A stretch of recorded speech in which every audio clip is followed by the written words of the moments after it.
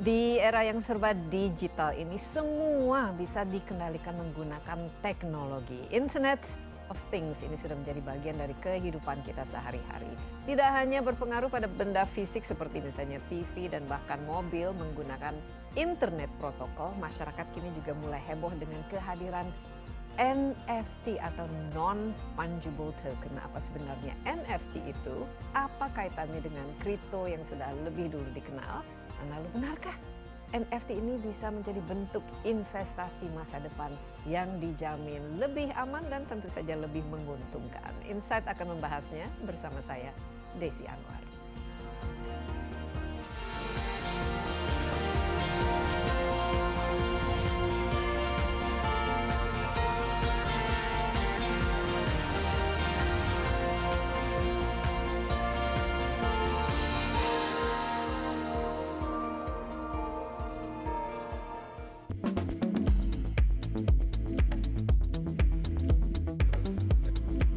Kehadiran teknologi blockchain memunculkan tren berupa non-fungible token atau NFT sebagai aset digital baru.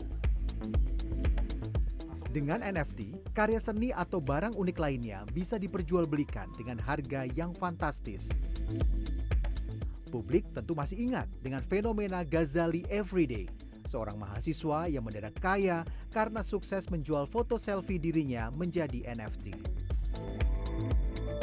Meski begitu, NFT atau non-fungible token berbeda dengan cryptocurrency biasa seperti Bitcoin. Non-fungible token adalah sebutan bagi token yang tidak bisa digantikan dengan token lainnya. Jika di dunia nyata, Bitcoin bisa dianalogikan sebagai uang, sedangkan NFT adalah bukti atau sertifikat kepemilikan atas benda atau barang yang eksklusif, bisa berupa karya seni, meme, atau item-item dalam game. Hadirnya NFT sebagai aset digital yang baru diharapkan bisa mempermudah seniman atau kreator digital untuk menjajakan karyanya. Selain itu, transaksi menggunakan NFT di pasar digital diharapkan bisa menambah kesadaran masyarakat Indonesia tentang hak atas kekayaan intelektual. Ya, akhir-akhir ini masyarakat dihebohkan dengan fenomena NFT melalui Ghazali Everyday. Ini hanya foto selfie ya, tapi harganya itu luar biasa, melangit. Nah, sejak itu orang berlomba membuat dan menjual NFT di loka pasar atau marketplace. Mulai dari foto, karya seni seperti misalnya lukisan, hingga tabel berkala, unsur kimia, ini semua bisa dijadikan bentuk unik untuk dijual sebagai NFT. Nah, untuk membahas lebih detail lagi di studio sudah ada Teguh Kurniawan Harmanda atau Manda, Ketua Asosiasi Pedagang Aset Kripto Indonesia Aspakrindo. Mas Manda, apa kabar? Alhamdulillah Sehat baik. selalu? Sama-sama doa yang sama Mbak Desi. Iya, dan kita sudah melakukan prokes, sudah antigen Sudah, ya. Ini sudah. harus kita ingatkan kembali karena Sudah. katanya angka Lagi naik COVID lagi. lagi naik Betul. lagi. Nah, Manda, ini terus terang ya suatu topik yang walaupun saya pernah angkat mengenai Bitcoin, cryptocurrency, crypto aset dan lain sebagainya, ada namanya NFT sekarang, Betul. non-fungible token. Ini sejak tahun lalu kalau tidak salah, ini marak sekali dengan Betul. NFT ini. Saya mau program ini semacam edukasi juga Siap. bagi kita semua, termasuk saya sendiri, karena masih agak bingung apa sih sebenarnya yang disebut NFT ini. Mungkin bisa dijelaskan dan juga nanti kaitannya dengan yang cryptocurrency atau crypto aset yang selama ini mungkin lebih Yap. lebih lama ya kita kenal. Yap. NFT, non-fungible token, namanya saja sudah bikin bingung. Jadi kalau kita ngomongin tentang NFT, itu merupakan bagian dari kategori aset kripto yang kita kenal saat ini. Jadi kalau saya boleh menggambarkan, per hari ini ada total 5 kategori yang ada di dalam aset kripto. Ada aset kripto sebagai utility, aset kripto sebagai stablecoin, ada digunakan sebagai STO atau security token offering, ada digunakan sebagai DeFi atau decentralized finance, dan yang terakhir yang tadi juga udah di-mention tentang Ghazali, itu adalah tentang NFT, non-fungible token. Nah, jadi kalau kita berbicara NFT, memang benar baru trennya di tahun lalu Mbak Desi, di mana ketika orang ingin memecahkan sebuah masalah ya. Masalah ini terutama yang dihadapin oleh para kreator ya. Jadi kalau kita berbicara tentang NFT atau non fungible token itu sifatnya itu berlawanan seperti fungible token gitu ya. Oke, kita berhenti sebentar ini Oke. karena ini jargon-jargon yang mungkin orang tidak paham ya. Fungible itu apa, non fungible Iya. itu apa, dan mungkin bisa ada contohnya dalam Ngerti. dunia praktis sekarang Betul. ini. Ya. Kalau kita ngomongin fungible token gitu Contohnya ya, apa? atau fungible item ya. Saya punya uang 50.000. Ya. Mbak Desi punya uang 50.000. Ketika kita bertukar uang 50.000, tidak ada pihak yang dirugikan. Ya, nilainya sama. Nilainya exactly sama. Atau kita bisa tukar uang, misalnya saya kasih 25.000-nya 2. Betul, betul. Itu masih 50.000. Itu masih Itu masuk. fungible. Itu fungible. Tapi kalau kita ngomong dan itu adalah uang rupiah ya. Ya. Jadi istilahnya kalau kita ngomongin kripto, nah ini ngomongin uang rupiah, nilainya adalah nominal 50.000. Kalau emas juga bisa dikatakan fungible. Bisa. Iya. Karena ketika kita tukar itu tidak ada pihak yang terugikan karena semuanya sama, identik, Sama, ya. identik. Tapi kalau kita bilang non fungible token, maka ada sebuah uniqueness yang kemudian tercatat di dalam jaringan yang namanya blockchain, dan itu akan mengikat siapa yang punya, siapa kreatornya, bagaimana alur dari kepemilikan terhadap aset Oke. tersebut dan yang lain-lain. Jadi kalau kita ngomongin NFT ya, itu berarti ketika saya ngomongin oh ini ada NFT sama brandnya, tetapi ketika Mbak Desi punya NFT A, saya punya NFT B, maka A sama B itu tidak akan exactly Itu sama. bisa berbeda ya. Jadi sebenarnya token ini adalah bentuk dari asetnya itu sendiri. Betul. Itu arti token Betul. gitu ya. Jadi semacam inilah Iya. bentuknya gitu. Kalau fungible itu persis sama kayak Bitcoin ya. Ya. Jadi misalnya saya punya 1 Bitcoin, Mbak Desi punya 1 Bitcoin, kita tukar nggak ada yang dirugikan. itu sama ya. Itu sama. Jadi nilainya ada intrinsik dalam barang itu. Betul. Tapi kalau non fungible itu sebenarnya bagaimana kita mendapatkan nilainya? Apakah kalau kita bandingkan dengan misalnya karya seni, saya punya lukisan. Betul, betul. Saya anggap wah ini lukisan ini mahal, bagus, Yap. tapi Manda merasa bahwa itu jelek, harganya tidak sekian. Itu kira-kira bisa dicontohkan seperti itu. Untuk kemudian kita berbicara tentang NFT, maka kita ngomongin ada 3 item yang akan membuat NFT itu menjadi berbeda. Ya. Yang pertama, NFT itu berdasarkan rarity, Kelangkaan. kelangkaannya. Makanya unik ini penting. Exactly. Yang kedua, kita ngomongin NFT berdasarkan utility atau kegunaannya. Dan yang ketiga, kita ngomongin NFT berdasarkan komunitasnya. Komunitasnya. Nah, jadi kalau kita tadi berbalik, kita ngomongin tentang Ghazali, maka kita ngomongin tentang apa? Rarity. Oke. Exactly. Itu dari aspek nomor satunya. Itu yang memberikan nilainya. Betul. Karena apa? Karena Ghazali, seseorang yang melakukan foto selfie, konsisten selama 3-4 tahun, dengan gambar yang berbeda yang dia ambil, otomatis setiap orang pasti punya gambar yang berbeda-beda. Ya. Nggak akan punya duplikasi. Tapi yang membuat ya bisa saja misalnya Manda melakukan hal yang sama tapi ternyata dianggap tidak ada nilainya. Yang membuat Ghazali Everyday ini menjadi sesuatu yang memiliki nilai. Ngerti. Nah, itu apa arahnya atau jalannya ke sana gitu. Satu, kita berbicara tentang storytelling ya. Ya. Kita berbicara Ada ceritanya. Ada gitu. ceritanya. Saya itu mungkin sedikit intermezzo. Saya ketemu Ghazali sebelum akhirnya Ghazali terkenal Menjadi, gitu ya. Saya ketemu, saya cerita, saya diskusi sama ibunya. Ternyata faktanya adalah Ghazali tidak pernah berfoto bahkan dengan keluarganya sendiri, tetapi justru dia melakukan foto selfie. Oke. Nah, ini kan ada Langkahnya. ada langkahnya, ada storytellingnya. Lantas kemudian ada komunitas yang merasa bahwa oh ini ceritanya unik nih. Saya kalau punya selfie-nya Ghazali, saya akan punya value edit berbeda. Nah, Jadi ada penggemarnya. Ada lah, penggemarnya. istilahnya. Nah, penggemar ini yang memberikan nilai. Betul, lah. betul. Oke. Dan satu lagi utility-nya apa kalau dalam hal ini? Nah, ada fungsionalitas atau mungkin seperti karya seni tidak terlalu kelihatan ini sebenarnya. tergantung. Jadi Utility. memang untuk desain dari NFT itu memang harus perlu dipikirkan dari awal ya. Untuk di-create arah kemana token NFT ini akan berjalan gitu. Kalau kemudian kita refer lagi ke beberapa NFT yang lain, ada contohnya misalnya NFT yang didasarkan dari komunitas. Ya. Berarti ketika seseorang itu ingin masuk ke komunitas, maka dia harus memiliki NFT. Dan ketika dia udah di dalam komunitas, maka dia bisa memanfaatkan manfaat-manfaat yang ada di dalam komunitas. Misalnya ada diskon, misalnya ada dan yang lain-lain. Ya, seperti misalnya kalau kita merupakan bagian dari klub harus punya misalnya Exactly. satu moge yang besar Betul, dan kemudian betul. masuk klub, setelah itu bisa dapat pestanya, Iya, partinya, kaosnya dan iya, lain sebagainya. iya, Jadi ini yang membuat itu bernilai, betul, ada memiliki nilai. iya, Nah, saya lagi browsing mengenai NFT atau token-token yang paling mahal itu harganya itu bisa 9 juta dolar, ada iya, yang iya, namanya padahal hanya gambar ini, ape, iya, bored Bored ape, Ape, iya. mutant ape. Nah, ini kenapa bisa terjadi dan dalam waktu yang ini hanya 1-2 tahun ini sebenarnya fenomenanya. Eh, Apa yang mendrive Satu, dari pasar itu? iya, satu memang Atau ini bisa digoreng oleh tentu, tentu. pasar itu Saya sendiri? saya nggak bilang ini menjadi sesuatu hal yang mutlak memiliki nilai karena yang namanya karya seni tentu nggak semua orang make sense untuk bisa mengarah kenapa value-nya setinggi itu gitu. Tapi sekali lagi manusia ketika dia berpikir bahwa dia memiliki sesuatu yang tidak dimiliki oleh orang lain, Jadi kayak kolektor gitu. psikologi manusia Iya. akan berpikir bahwa wah saya lebih bangga dari dia. Pada akhirnya apa?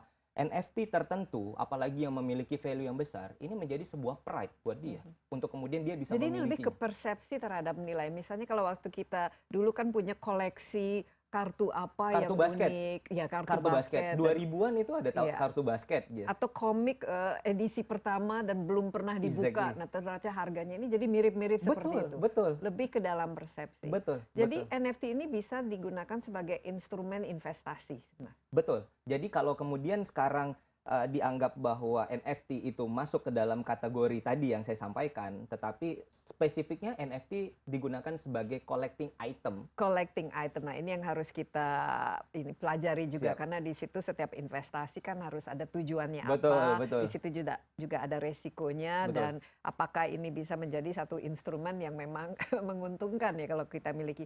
Kita break sebentar. Manda, menarik sekali diskusi kita. Tetaplah bersama Insight with Desi Anwar. Kami akan segera kembali.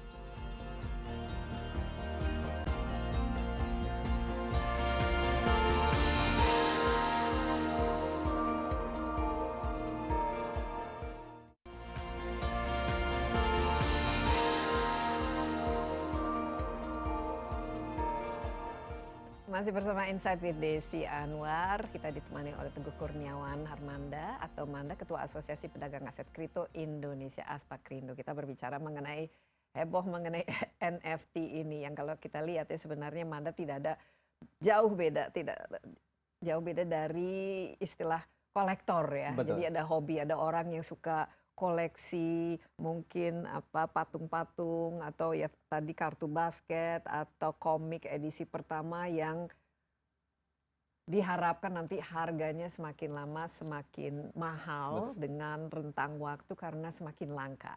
Nah, NFT ini tapi perbedaannya ini dalam basis digital. Nah, ini cara mengkreasi jual beli dan platform apa yang digunakan karena ini kita tidak bisa jual beli dengan misalnya menggunakan uang yang seperti fisik yang selama ini kita lakukan atau dengan transfer ATM itu saya mau dong beli NFT Manda yang sedang dijual. Itu bagaimana mekanisme penjualannya dan apa yang membuatnya ini berbeda dengan kita menjual beli barang lain? Satu, tadi kita sepakat bahwa NFT adalah part of collecting item gitu ya. Bagaimana sesuatu hal yang bisa dikoleksi. Ya, ada uniknya, langka, ada kelangkaannya, ada ceritanya, ada komunitasnya gitu.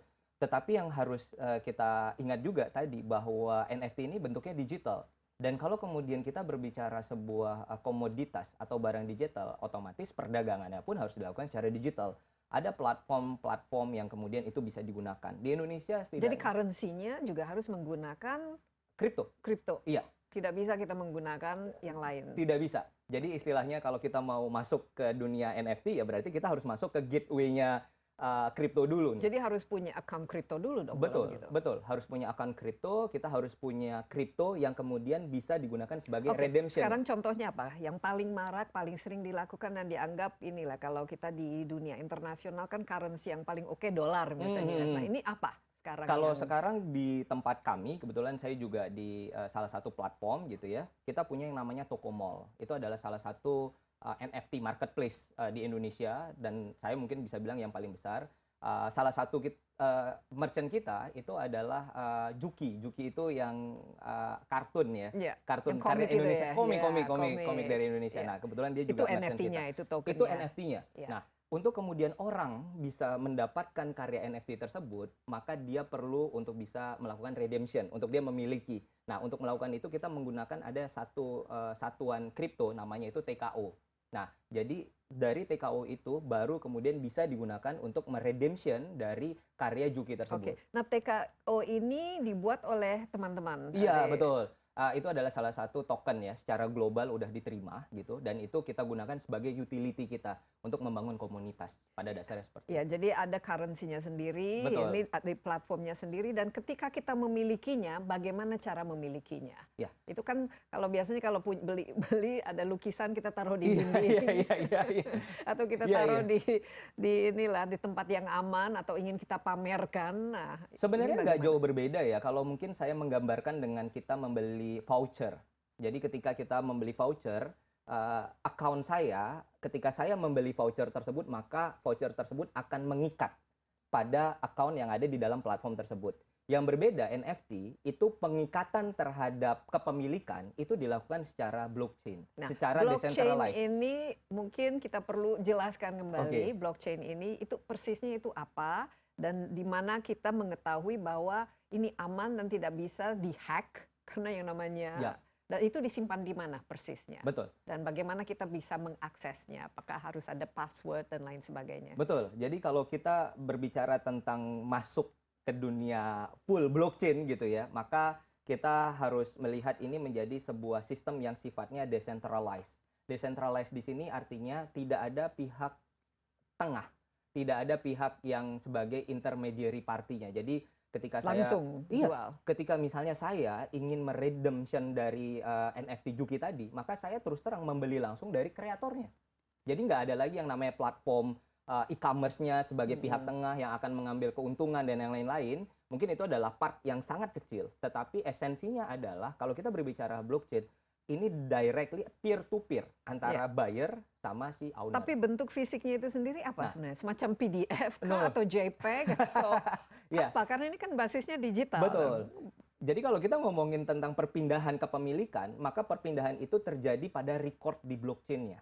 Jadi kalau kita ngomongin tentang NFT, maka ada yang namanya ada yang namanya kreator, orang yang membuat NFT. Ya. Terus kemudian dari orang yang membuat NFT, maka pindah ke ownernya. Bisa saja, misalnya Mbak Desi menggambar, terus Ya. kemudian saya ingin mengakuisisi gambarnya Mbak Desi gitu. Otomatis saya membeli kan. Nah, kreatornya adalah Mbak Desi, ownernya sekarang udah pindah ke saya. Tapi copyright-nya ini kan ada, tetap Mbak punya Desi. saya kan? Betul. Nah, itulah yang akan memecah problem yang dihadapin oleh kreator di NFT.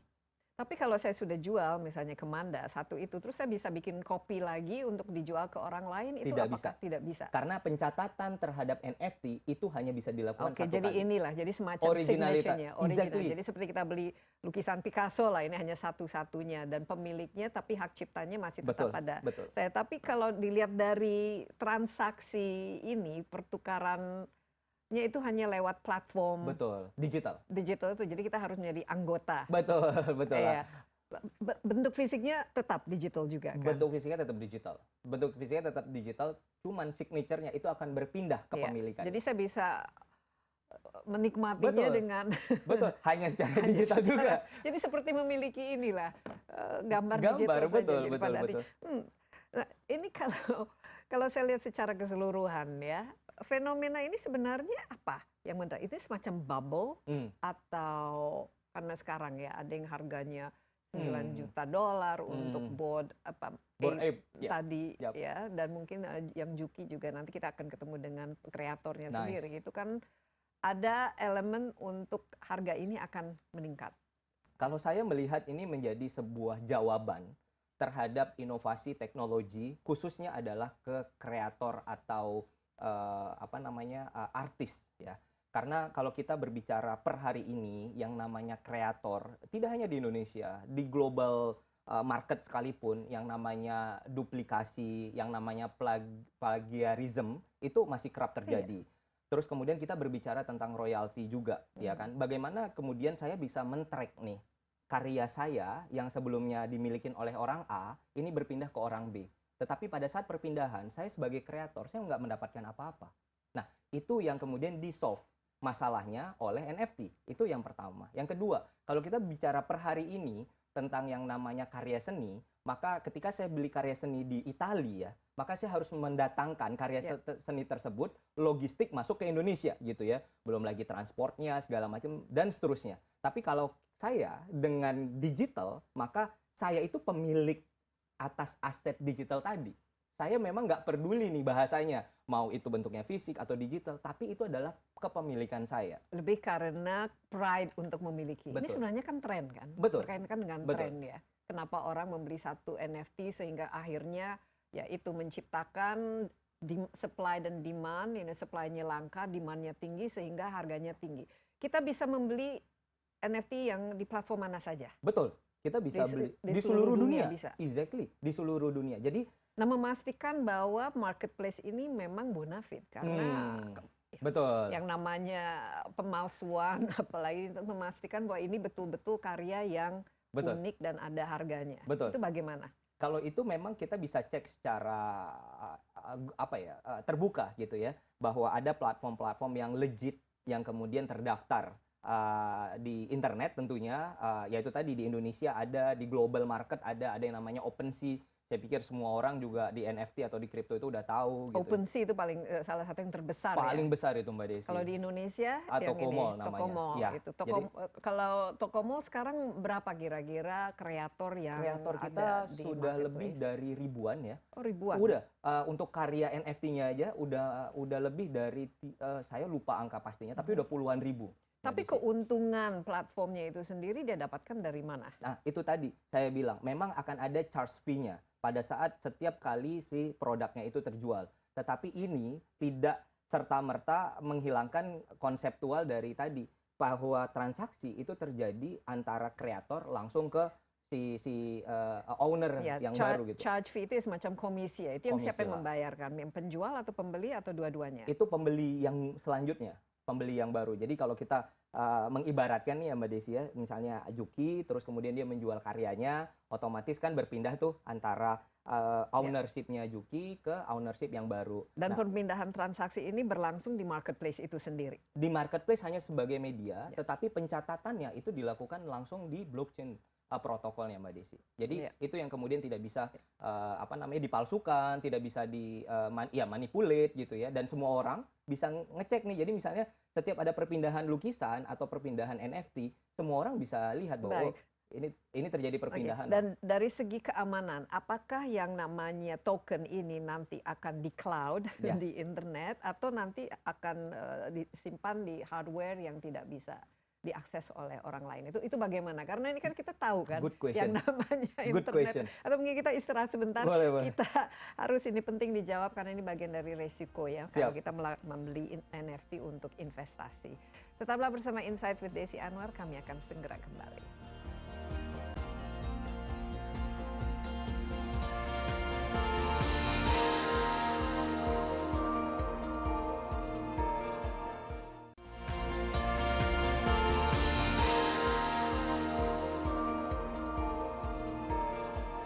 Kembali bersama Insight with Desi Anwar. Topik kita kali ini heboh mengenai NFT. Kita perlu belajar ya, apa sih sebenarnya NFT itu non-fungible token. Di studio telah ada Teguh Kurniawan Harmana atau Manda, Ketua Asosiasi Pedagang Aset Kripto Indonesia, Aspakrindo. Dan Manda katanya di Indonesia ini sudah mulai naik ya, minat orang, kegeliat orang. Tapi awareness dan pemahaman terhadap aset kripto dan apa yang berkaitan dengan NFT ini bagaimana? Sudah semakin baik atau masih agak keliru dan bingung atau bahkan tidak paham? Ini dianggap bahwa semacam inilah jalur cepat untuk menjadi kaya, karena sering sekali kita baca wah hanya menjual gambar monyet pakai topi apa bisa harganya bisa ternyata jutaan dolar. Nah, ini bagaimana tadi? Kalau saya mungkin ngelihatnya dari sisi positif dan negatifnya ya. Ada aspek resiko di dalamnya.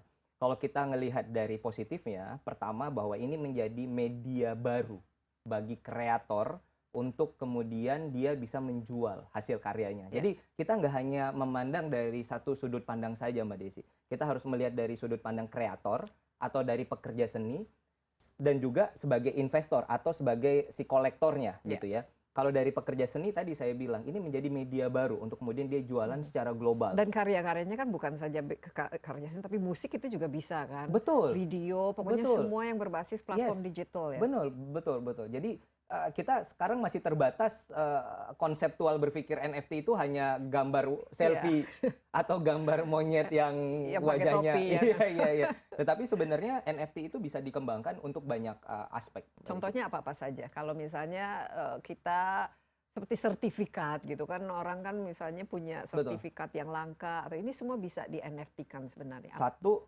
yang menarik juga adalah fractional ownership. Jadi kalau kemudian kita berbicara tentang urunan ya, jadi kayak misalnya kita membiayai atau kemudian kita ikut berpartisipasi, tetapi tidak mampu untuk bisa mengcover sendiri, maka NFT adalah salah satu jawabannya. Jadi di situ adalah bukti sertifikat bahwa saya adalah kepemilikan dari sebagian. Jadi semacam saham yang kita miliki untuk suatu itu bisa produk itu. Betul. Iya kan? Iya. Jadi kita tidak misalnya saya ingin punya gambar itu Manda. Betul.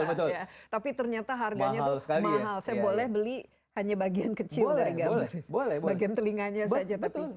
Jadi Itu adalah bisa, ya? fractional ownership dari si kepemilikan NFT tersebut gitu. Jadi NFT itu tidak hanya terpaku pada gambar. Kita kenal adanya musik, terus kemudian kita juga bisa Video kan juga bisa. Kalau video klip misalnya. Potongan video klip ya, yang kemudian potongan video klip itu tadi dimasukkan ke dalam jaringan blockchain dan itu diakuin menjadi kepemilikan wallet address. Jadi bahasanya itu account di NFT itu namanya wallet address-nya akan merefer ke siapa. Jadi kalau mau untuk membeli kita juga harus punya wallet ini yang berisi cryptocurrency atau crypto aset itu sendiri. Contohnya tadi TKO, tapi kalau saya baca ini seperti Ethereum ya. itu yang sangat populer kan yang menjadi Ethereum, ada Solana, Bitcoin. Ada kalau Bitcoin agak jarang sih, ya? tetapi BNB juga ada gitu. Itu beberapa. Jadi semakin banyak semakin terbuka dan pilihan. Semakin banyak. Oke, kembali ke resiko itu, tetapi sebelum ke sana, tujuan untuk kita miliki. Kalau kita misalnya nggak terlalu, tapi lebih ke insentif, jangan-jangan ini bisa laku besok gitu. Ini apakah suatu investasi yang terjamin lah? Betul. Bisa menguntungkan atau nanti bisa kena bubble juga yang seperti Bitcoin yang harganya $60.000, sekarang harganya ternyata turun menjadi di bawah $20.000.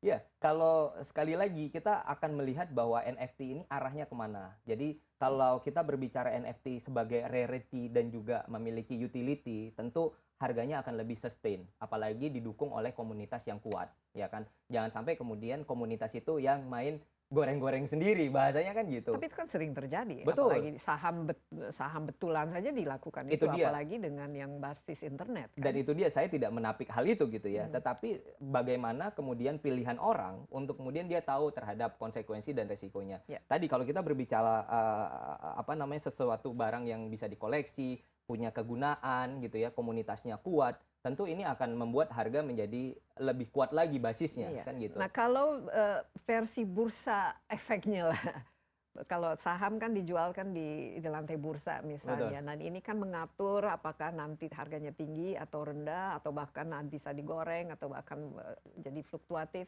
Ini ekuivalennya ada? Itu possible. Ya, saya sulit untuk Kedepan, menjawabnya. Ya, karena ini kan nanti bisa menentukan. Betul.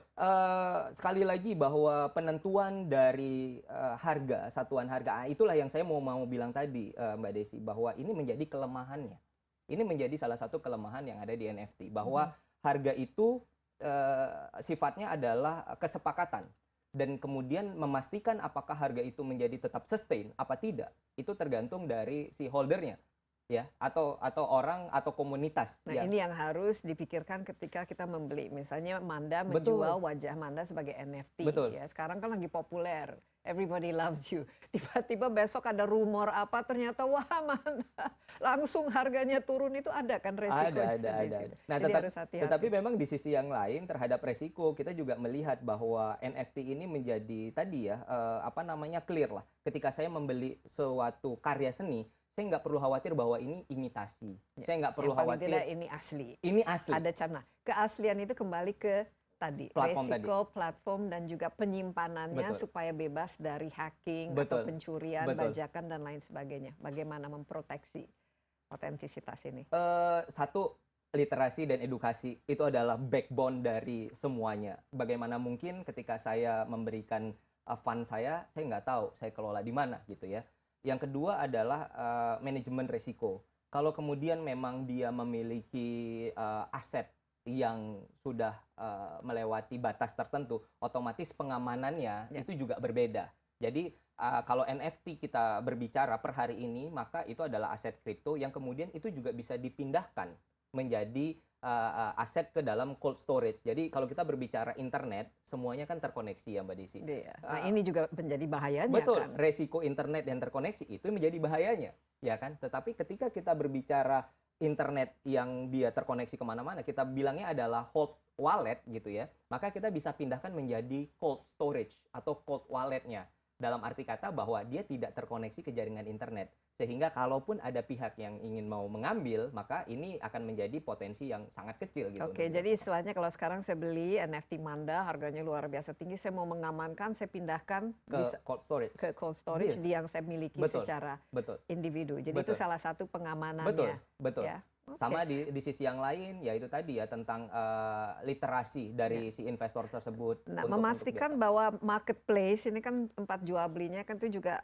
aman, Betul. ya, dan memang bonafit. Ini semua regulasi yang berkaitan dengan penjual beli yang berbasis kripto dan digital ini apa sudah ada? Di Indonesia memang saya sampaikan belum ada yang Belum, proper ya. untuk mengatur hal ini, tetapi ini Tapi akan siapa yang diatur. memproteksi konsumen? Misalnya, wah ini ternyata marketplace tiba-tiba hilang Nah, karena Itu tadi, sekali Tidak. lagi bahwa transaksi yang dilakukan di marketplace itu langsung mempertemukan antara si owner atau yang membuat kreator sama si orang yang ingin memilikinya. Jadi peer to peer. Jadi sekali lagi platform itu hanya sebagai medianya saja. jadi kalau besok tutup misalnya itu tidak nggak masalah. nggak lagi. ada masalah. Karena apa? Dia bisa membuka di tempat yang lain, Mbak Oke. Desi. Jadi tapi regulasi di Indonesia belum ada ya mengenai jual. Tapi di Ah. tempat lain apakah ini akan menjadi sesuatu yang memang harus jadi pengawasan OJK? dan Justru juga- saya akan menggarisbawahi bahwa di negara yang lain itu malah belum kelihatan hilalnya terhadap aturan tentang NFT. Di Indonesia cukup progresif. Karena apa? Karena ada yang namanya aturan tentang PPMSE. Itu ada di bawah Kementerian Perdagangan. Jadi perdagangan melalui sistem elektronik namanya. Yang mana kemudian semua perdagangan komoditas, apalagi NFT ini masuk ke kripto dianggap sebagai sebuah komoditas ya. komoditas sekarang Betul. ya, bukan sebagai Currency. Bukan. untuk- Nah, komoditas. Maka ini diatur di bawah Kementerian Perdagangan. Nah, Kementerian Perdagangan memiliki sebuah umbrella hukum yang namanya adalah sebagai, kalau saya nggak salah sekali lagi ya, sebagai penyelenggara untuk melakukan transaksi elektronik lah bahasanya. Nah, inilah yang kemudian sedang diatur, sedang dilihat arah dan patternnya kemana untuk pengaturan Baik. NFT Nah, di Indonesia. tapi kripto aset itu sendiri sudah diakui keabsahannya. Sudah. Hanya sebagai aset, tapi bukan sebagai nilai tukar. Currency, betul. Sebagai. Betul. Nah, ini misalnya kalau kita beli kembali wajah Manda NFT, saya udah ini aman, bangga sekali, wah hanya ini unik. Terus apakah ada implikasi pajak di situ karena ini kan merupakan kekayaan? Betul. Ini bagaimana? Ini yang Ini perlu dilaporkan kan? Ini sekarang kan harus ada pelaporan. Harganya ini Betul, bisa betul. tiba-tiba bisa $6 juta kan? sekali lagi kategori kripto di Indonesia yang diatur itu baru dua, Mbak Desi. Utility token dan stablecoin yang tadi saya bilang. NFT, Nah, stablecoin ini apa? Bisa di... stablecoin itu adalah token yang kemudian value-nya lebih stabil karena memiliki underlying yang jelas. Oke. Contohnya misalnya saya membuat token, underlying adalah emas, itu bisa. Itu ya. Itu bisa. Kalau itu bukan basis digital murni kan, jadi Itu berarti ya betul. Itu, lebih ke futures trading. futures-nya. Nah, ya. itu yang kemudian sekarang lagi mau diatur. Sekali lagi mau diatur. Jadi saya sangat mengapresiasi lah untuk progresif ke sana. Jadi ini sebenarnya work in progress ya. Kita harus lihat arahnya kemana. Tapi yang jelas ini tidak liquid ya, bukan sesuatu yang wah saya beli ini dan ternyata value-nya Betul. wajah Manda sekarang Betul. taruhlah 1 juta, terus saya mau langsung convert menjadi liquid, jadi 1 Totally, juta rupiah itu tidak bisa. Berbeda. Karena apa? Karena marketnya juga niche ya. Karena belum tentu orang lain juga suka gitu ya terhadap Baik. NFT tersebut. Tapi kalau kita compare terhadap other crypto seperti Bitcoin, itu sangat liquid. Baik. sangat. Nah sekarang ini kan Bitcoin, cryptocurrency atau crypto aset lagi turun. Betul. Apa pengaruhnya terhadap NFT? Harga NFT juga Iya. ikut turun? Bener, logiknya memang kayak gitu. Karena memang interest orang, kebutuhan orang untuk melikuidasi dari aset dia, itu juga semakin Nah lebih ini banyak. yang harus Iya. kita harus ikutin terus Betul, ya. betul, betul. Kita harus ngikutin ya. Karena mungkin saya boleh menggambarkan NFT sama kayak other property gitu ya. Kalau Iya. misalnya kita jual rumah kan juga belum instantly Iya. akan kebeli. Tetapi kalau kita turun di bawah harga market, mungkin orang akan langsung Ya, mengambil. mungkin yang belum punya ini waktunya untuk membeli lah. Betul. Sekarang rata-rata harga satu NFT yang taruh baru ini di publish misalnya ada berapa? Kita bicara ratusan ribu, jutaan rupiah Tergantung atau ya. miliaran, ini bagaimana? Karena kalau saya lihat ini yang the top NFTs itu kan ada yang yang juta-jutaan Betul, dolar. betul. Gitu. Satu, karena memang NFT ini digerakkan juga oleh cap-nya itu oleh si kripto itu sendiri. Iya. Nggak kripto. Jadi dalam arti kata bahwa kalau kita ngomongin misalnya gelas, harga gelas ini misalnya Rp1.000. Ya kan, Rp1.000 ya berarti fiat money. Ya. Tetapi kalau kita ngomongin NFT itu nge-refer ke sebuah aset kripto. Yang mana kemudian aset kripto itu pun memiliki volatilitas harga gitu. Nah, Jadi ini tergantung. ini juga tergantung. Ketika memang kripto itu naik, otomatis kemudian harga NFT itu juga akan ikut naik gitu, Mbak Desi. Baik, ini agak mungkin harus ketemu lagi nih untuk diskusi. Dan ngomong-ngomong, Mas Manda sendiri punya aset NFT dan berapa, dan kira-kira sudah ada keuntungan yang didapatkan? Saya ada NFT, tetapi saya memang bukan fansnya NFT gitu ya. Saya cukup mengikutin, tetapi saya masih pada posisi pengen lebih yakin saja. Pada posisi yang lebih yakin saja. Iya, Gitu. dan di Indonesia sendiri ngomong-ngomong berapa yang memiliki NFT yang paling mahal di dunia? Yang itu yang si Bored Ape ya. monyet-monyet yang Iya, Bored bosen Ape itu, itu Bored Ape.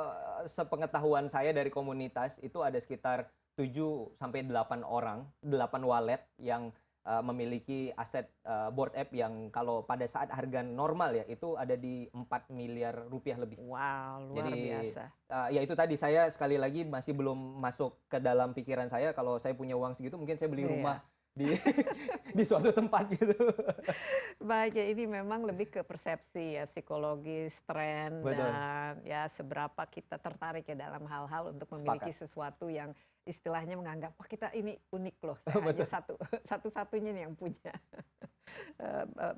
NFT ini.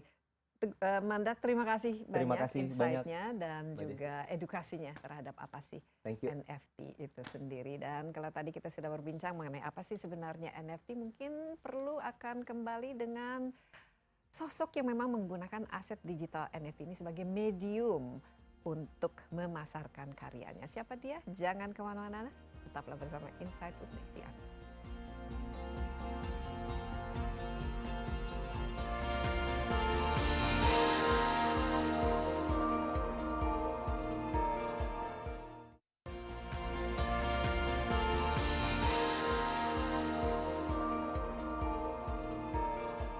Kembali bersama Insight with Desi Anwar, dan narasumber saya yang berikutnya ini yang merupakan seorang komikus yang terkenal lewat karyanya si Juki. Ia pun sukses menggunakan aset digital NFT atau non-fungible token untuk memasarkan karya seninya. Saya sudah didampingi oleh Faza Ibnu Ubaidillah yang nanti dikenal dengan nama Faza Meong.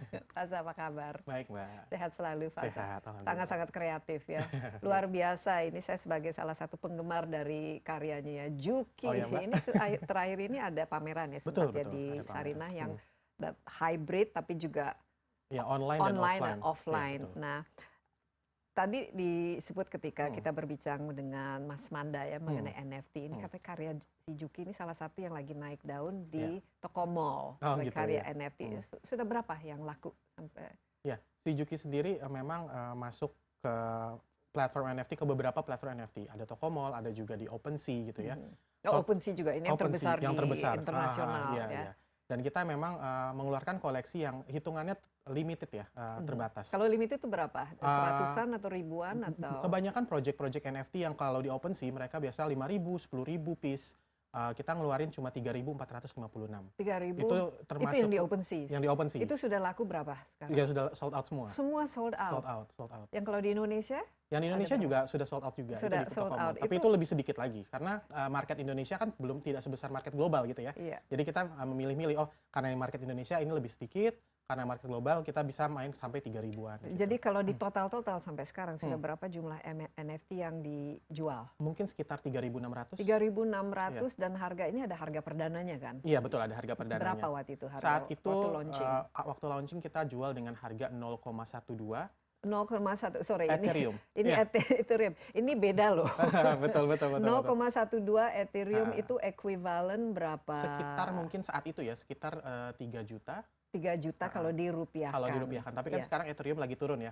0,12 bisa beda lagi. Bisa berfluktuasi nih. Iya, betul, Dan dijual lewat Ethereum. Kalau yang di Indonesia dijual pakai koin apa? Pakai TKO. TKO Iya, tadi TKO yang tadi, iya, disebut betul. Manda itu. Nah, ini tahun berapa waktu itu pertama kali? Dengan TKO tahun kemarin 2021. Yang dengan OpenSea? Iya, dengan OpenSea baru saja kita launching di bulan lalu. Bulan lalu itu berarti apa ya? Sekarang Juni. Iya. Mei Di berarti bulan ya. Mei Iya, ya. akhir Mei kita launching. Itu sold out hanya dalam waktu 1 menit. Sold out dalam waktu 1 menit. Iya. Luar biasa. Iya, betul. Tapi ini semua lewat ini kan wallet itu kan. Iya, lewat. betul, Jadi penghasilannya itu juga masuknya ke Ke wallet. Ke wallet. Ke wallet dan berbentuk masih Ethereum. Oke. Nah, ini harganya sekarang berapa? Harganya sekarang karena memang Lagi market lagi turun, ya semuanya ikutan turun. Tapi Semua pernah project NFT pernah turun. naik. Pernah naik. Berapa naik. persen kira-kira? Misalnya awalnya 3 iya. juta, pernah naik paling tinggi berapa? Sebelum project ini saya juga punya project lain di OpenSea yang istilahnya si Juki yang Genesis yang awal-awal kita cuma keluarin 100. Itu tuh sempat bahkan terjual sampai 2 Ethereum, saat itu masih ekuivalen 80 juta untuk satunya. Untuk satu. Iya, sempat ada yang seperti itu. Ada yang 1 Ethereum, 2 Ethereum, itu sempat ya. Tapi kalau sekarang karena lagi marketnya lagi down banget, lagi turun banget, ya jualnya 0,1, 0,2, 0,3 lebih ke situ. Iya. Nah, ini kan uangnya kan dalam bentuk kripto ya. Betul. Itu bisa ditukar dengan dolar atau rupiah. Bisa. Jadi Kalau selama kita ini mau, bisa. sudah sempat menikmati keuntungan. Tapi begini, karena kita bikin project NFT, konsepnya adalah untuk kita berikan ke komunitasnya lagi. Jadi kebetulan uang yang ada kita pergunakan untuk kegiatan komunitas di cryptocurrency lagi. Jadi misalnya kita bikin kegiatan komunitas yang berhubungan dengan NFT lagi segala macam, tapi tetap dengan mata uang itu. Jadi kebetulan memang belum sempat dikerupiahin gitu ya, karena kita balikin lagi dana ini ke komunitas. Ya. Nah, tadi kalau Mas Mandam mengatakan bahwa keunikan dari NFT ini kan ada kelangkaan Ya, rare. betul. Jadi setiap NFT ini kan unik ya. Iya, Karena betul, tidak ada duanya dengan Betul. signature yang Iya. dan komunitas ini juga sangat penting untuk Sangat menambah nilainya. Komunitas si Jukiverse ini sekarang berapa ininya dan Jukiverse, sejak di launch di iya. bentuk digital? Di komunitasnya di Twitter mungkin sudah lebih dari 80.000. Di Discord, kita mainnya di Discord ya, namanya aplikasinya Discord, itu ada sekitar 9.000, tapi NFT-nya sendiri cuma 3.000 kan. Yeah. Dan holdernya sekarang cuma 1.500. Yang punya NFT Juki ini cuma 1.500 orang. Hanya Dan 1.500? Hanya 1.500 orang Jadi yang satu punya. orang mungkin membeli 3 ya? Iya, bisa jadi seperti itu. Ada yang beli 50 bahkan. Dan menariknya gini, si Juki kan memang komik yang sudah saya bikin sejak 2010. Iya, jadi sudah punya nama Betul, lah. tapi sudah marketnya punya. kan Indonesia ya Mbak, Iya. awal-awalnya. Tapi dengan kita luncurin di NFT ini justru menambahkan awareness tentang Juki ke market global. Jadi saya bisa katakan 30% dari market holdernya si Jukiverse ini justru dari Amerika. Wow, Ya. luar biasa. Jadi betul-betul go international. Iya, betul. Oke, motivasi kenapa Faza tidak puas dengan hanya membuat komik Iya, iya. dan apa ini komik yang memang banyak dan digemari oleh khususnya anak muda ya, tapi potensi dari NFT ini Iya. selain dari potensi tentu saja investasi Betul, ataupun betul. apa yang membuat Faza this is a good idea. Sebenarnya saya sebagai seniman selalu melihat sebuah teknologi sama seni kalau digabung akan menjadi sebuah inovasi yang menarik gitu ya. Melihat kita kan selalu sebutnya ini dunianya namanya Web3 Mbak. Kalau Web3 Web 3. Web 3.0. Oh, Web 3.0, Iya. 3.0. Kalau Web 1 kita baca website cuma bisa baca. Ya. Web 2 kita bisa berinteraksi kayak sosial media tuh Web 2 kita sebutnya. Tapi semua website yang kita upload fotonya itu kan yang memiliki websitenya ya. Kita upload foto di Instagram, di Facebook, yang punya si Facebook kan Instagram sebenarnya. Mereka yang punya keuntungan. Iya, mereka yang punya keuntungan. Nah, Web3 ini sebenarnya membuat kita bisa mengupload atau kalau dari saya sisi seniman ya, mengupload karya kita, lalu kita bisa memiliki karya itu. Seperti kita misalnya zaman dulu kita jual lukisan, Mbak. Iya. Kita jual lukisan. Dan dulu pasti sempat jual kan ini ya. Tapi saya jual komik ya, Iya, bukan jual lukisan. komik. Tapi kalau contohnya jual lukisan, kita punya kepemilikan lukisannya jelas ya. Kita bayar, kita punya lukisan, kita dipajang di rumah, itu milik kita. Tapi kalau di internet kan susah ya. Orang bisa save as gitu ya, bisa tercopy begitu saja. Tapi dengan Web3 ini, semua aset digitalnya ini tersertifikasi. Jadi itu yang membuat saya melihat, wah, orang bisa memiliki karya saya yang unik, yang nggak bisa dikopi orang lain, dan dia tersertifikasi bahwa memang dia yang memiliki karena punya kode unik itu. Nah, itu yang dan di sebenarnya situ ada kebanggaannya. Betul. Saya mau eksplorasi ke sana sih. Ya baik, kita break sebentar. Siap. Faza, tapi kita akan lanjutkan ya percakapan ini setelah yang berikut ini. Tetaplah bersama Insight with Desi Anwar.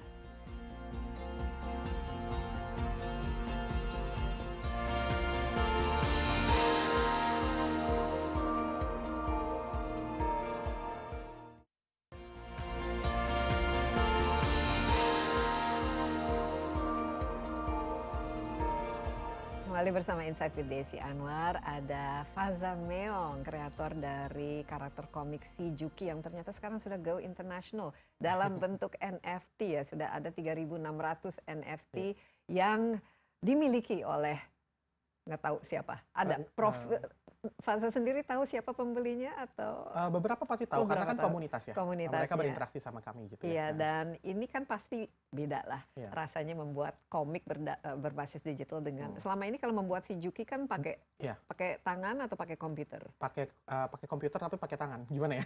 Gambarnya di iPad. Gambarnya di iPad. Nah, kalau si Juki yang NFT ini sama cara prosesnya? Kita sama secara prosesnya, tapi kan selalu pertanyaan bagaimana saya bisa membuat 3.456 gambar yang berbeda-beda gitu ya. Nah, kita mengenerate istilahnya, mengenerate gambar saya membuat mungkin lebih dari 700 aset gambar, lalu di-generate menjadi 3.456. Jadi ada campur tangan komputer juga di situ. Nah ini kalau kita lihat ini mungkin ada algoritma tertentu betul, kalau saya lihat yang si Juki dan juga dengan yang sangat sangat terkenal si monyet yang bosen itu, The Bone Monkey itu biasanya bajunya diganti, pakai topi, pakai ini. Jadi bagaimana proses kreatif ini sendiri? Berapa lama memerlukan waktu untuk membuat 3.600 atau ini sangat sangat mudah karena semua bisa di-generate oleh komputer? Iya, sebenarnya sangat mudah, bisa sangat cepat tapi saya pribadi pengen gambarnya sendiri lebih unik lagi. Jadi semakin banyak aset yang kita buat, maka akan semakin unik. Sebenarnya mungkin cukup bikin 100 aset, bisa di-generate menjadi 3.000. Tapi saya membuat 700 aset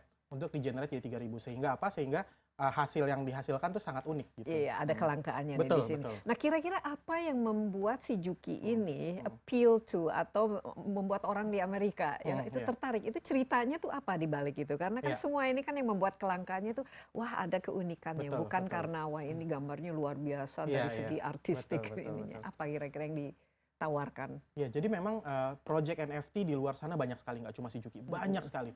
Mungkin tiap kreator di tiap negara bikin project NFT gitu ya. Tapi memang yang kami dan tim saya tawarkan, kita menawarkan bahwa kita tuh udah establish duluan sebelum ada project NFT. Saya udah berkarya sejak tahun 2010 gitu. Sehingga mungkin ada rasa trust sama kreatornya, itu saya ya, orang-orang. Ya, sudah ada brandnya. Udah ada brandnya nih. Lalu dari Web 2 istilahnya masuk ke Web 3 gitu ya. Mungkin mereka ada rasa trust di situ dan mereka mau istilahnya ikut untuk invest ke project Jukiverse ini. Jadi saya lebih banyak cerita gitu ke calon pembelinya saat itu ya, bahwa saya itu ini dalam siapa. bentuk apa? Dalam bentuk deskripsi dari karya itu sendiri atau bagaimana? Berbagai macam sih Mbak, karena kita membentuk komunitasnya dulu. Jadi sebelum di launching kita gather dulu komunitasnya. Kita punya komunitas di sebuah platform namanya Discord, kita punya komunitas di Twitter, kita sering ngobrol sama mereka. Jadi sebelum jualan kita ngobrol dulu sama mereka bahwa saya ini siapa sih, kita ini mau bikin apa aja sih, nanti akan begini, begini, dan begini. Dan ini penting untuk memastikan bahwa NFT itu betul-betul diterima dan ada nilainya. Betul. Berapa lama untuk membangun komunitas yang berbasis digital? Beda lah dengan yang di Indonesia kan mungkin kalau kita beli komik ya mungkin sudah karena penggemar ya. Ini berapa lama? Waktu kurang lebih 2 bulan. 2 bulan. 2 bulan membangun komunitasnya, lalu di bulan kedua kita launching projectnya, lalu semua pada beli. Nah, menentukan harga perdana untuk launching ini bagaimana, Faza? Itu termasuk Ini sulit. kan ada ya betul, betul, ada betul. patokannya lah Betul, betul. istilahnya. Kita harus ngelihat kondisi market saat itu.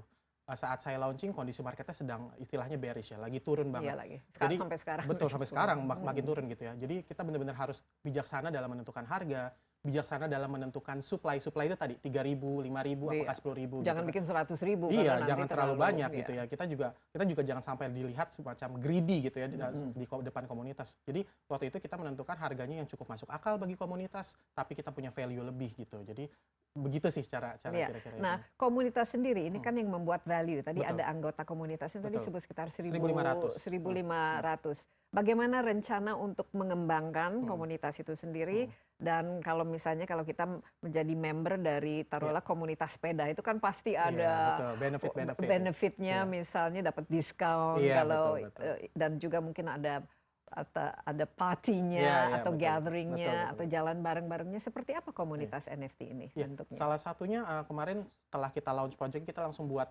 pameran Jukiverse Exhibition di Jakarta, tapi kita juga buat pamerannya di Metaverse. Jadi yang orang luar juga bisa datang ke pameran Metaverse-nya.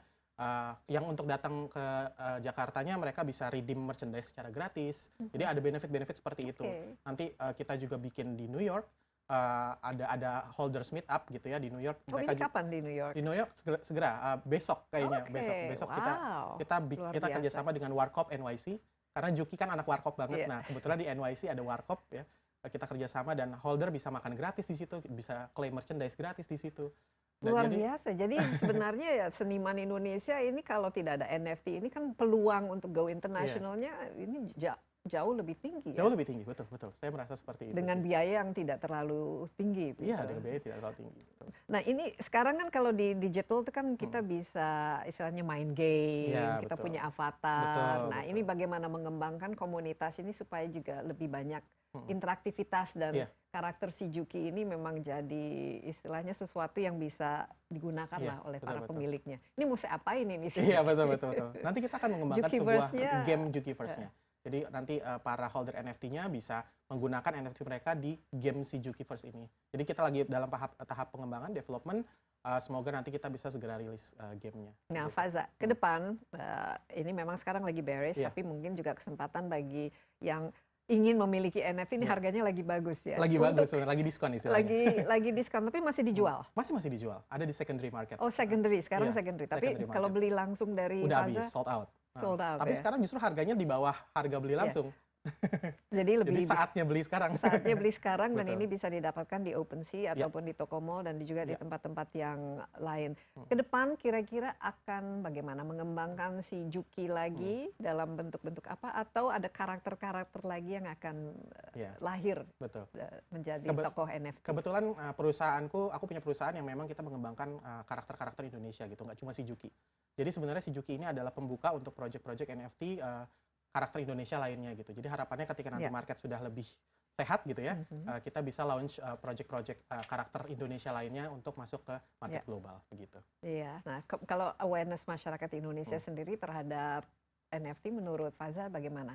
Potensial untuk bisa lebih berkembang lagi dan seberapa sulit dan apa yang harus dilakukan untuk mengembangkan basis komunitas ini? Ya.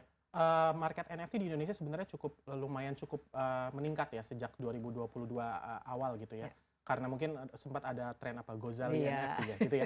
Itu orang mulai kebuka matanya tentang NFT. Tapi memang PR-nya adalah bagaimana kita mengedukasi masyarakat tentang NFT ini karena bagaimanapun ini juga mungkin bisa dijadikan sebuah produk investasi juga. Tapi kan yang namanya produk investasi high risk high return ya. Bisa Iya, naik apalagi bisa turun. sekarang harganya lagi turun ya betul. jangan langsung Iya, betul. menyesal.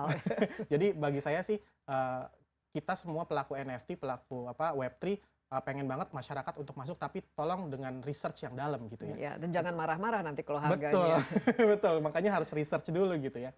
Dan pakai uang dingin gitu ya, bukan pakai uang yang memang untuk kebutuhan kita sehari-hari. Itu yang paling penting sih, edukasi dan researchnya harus lebih dalam. Jadi ini adalah produk investasi yang ya harus baca tulisan ini. Betul. Harga kemarin bukan cerminan dari Betul harga sekali. besok. Tapi kalau saya lihat ada kelebihan Ya. kalau NFT ini dengan komoditas lain. Ya, Iya. kalau kita suka Iya, karyanya. betul. Saya pribadi kan ikut beli gitu ya NFT project NFT di luar sana gitu ya. Memang harganya turun tapi karena saya pecinta seni juga, sebagai seniman saya pecinta seni juga. Saya merasa punya gambar ini juga valuable bagi saya walaupun harganya turun. Saya bisa print, saya bisa jadiin kaos apa segala macam. Nah, itu yang membuat saya lebih prefer untuk investasi ke NFT, tapi balik lagi itu jadinya kayak hobi ya, bukan investasi gitu. Jadi tergantung purpose-nya kita mau masuk ke NFT ini seperti apa. Iya, dan akhirnya ya memang tujuan kita itu sendiri, Betul. tapi yang jelas don't break the bank. Iya, betul Jangan sekali. semua saving itu Iya, gara-gara karena ini ada tren ya. Jadi betul. kalau kita suka karyanya dan kita bisa menikmatinya, Iya. itu merupakan nilai sendiri Betul, ya. Seperti betul. kita membeli sebuah lukisan kan, Iya. Mensupport senimannya gitu iya, kan. mensupport seniman dan juga karena bagus untuk digantung dan Iya, betul, dipamerkan, betul, bukan hanya suatu hari Kalau di bisa NFT harganya laku. dipamerin di profile picture, Mbak. Iya. Profile picture Itu sosial jadi media. avatar. Iya. Faza, terima kasih Thank you, banyak, Mbak sukses Desi. di New York. Siap. Mungkin Thank you. nanti kirim kabar ya Siap, sebagai siap. apa-apa saja yang berlangsung di Iya. New York karena ini pasti menarik ya. Iya. Seorang seniman dan NFT sekarang dari Iya. Indonesia bisa berkarya di Amerika Serikat. Iya. Sekali lagi sukses. Terima kasih, Mbak. Dan demikian Insight with Desi Anwar kali ini. Jangan lupa Anda juga dapat menyaksikan tayang ini di cnnindonesia.com dan di YouTube CNN Indonesia Insight with Desi Anwar. Jangan lupa kita masih ada pandemi, jaga jarak, rajin cuci tangan, pakai masker dan hindari kerumunan. Sampai jumpa. Stay safe. Bye bye.